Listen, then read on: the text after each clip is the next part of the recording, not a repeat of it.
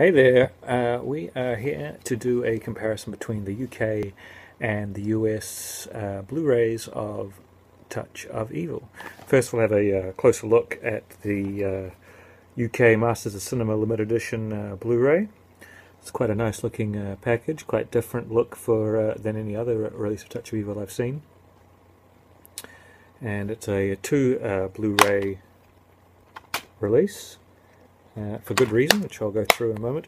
It has a new high definition transfer of the theatrical version in both 1.37 to 1 ratio and 1.851 to ratio. The 1958 preview version in 1.85 to 1, and the 1998 reconstruction version in both 1.371 and 1.85 to 1 ratio. So that's the 3 versions of the film, the 2 most popular versions, the theatrical version and the reconstructed version, being in 2 different ratios. There is a bit of debate about which ratio it should be in, but I believe it's screened in both ratios. It also has 4 audio commentaries, the original theatrical trailer, which includes alternate footage, couple of featurettes, Bringing Evil to Life and Evil Lost and Found, and a 56-page booklet, which we have the 2 discs here, numbered clearly, and we have this booklet, which is pretty cool.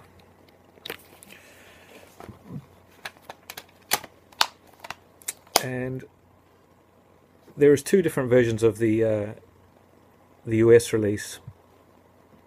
There's the limited edition and the cheaper edition that's come out since. They are both pretty much identical. The limited edition has a slipcase, and it also has the 58-page memo written by Orson Welles to Universal on December 5th, 1957. Which served as a guide for the 1998 reconstruction.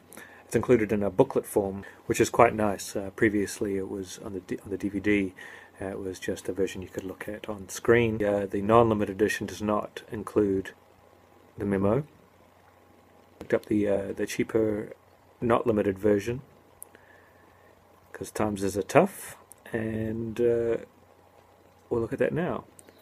So here it is, the cheaper version without the nice slipcover.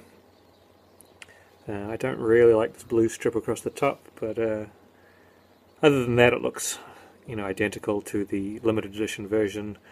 Without this, except for that, it has a slipcover that covers right to here, and that also has the 58-page memo from Orson Welles reproduced, which this one does not. But c'est la vie.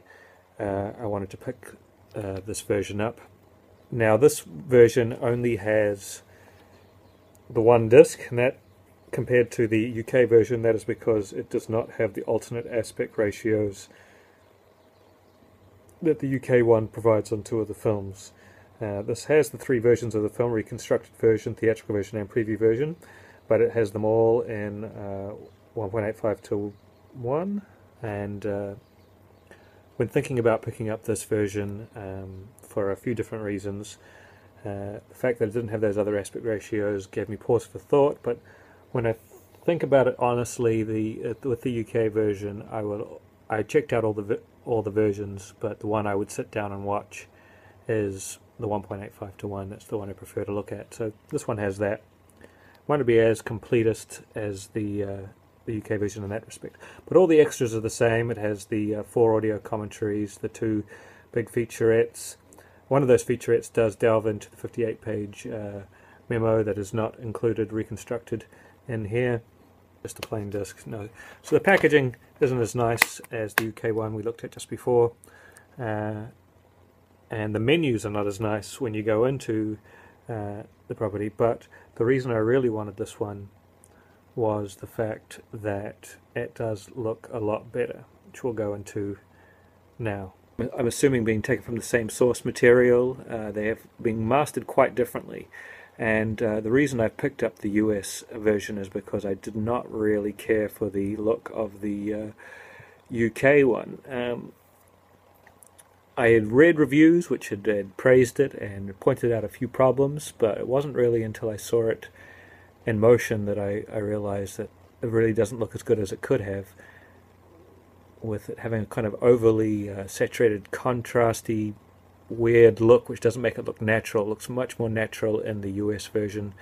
You'll see here some examples of the difference between the two.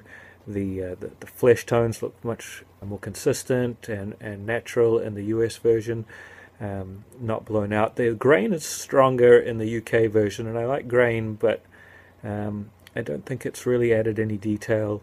The grain seems a little finer in the US version, but still has the same strong detail and a much more natural appearance. The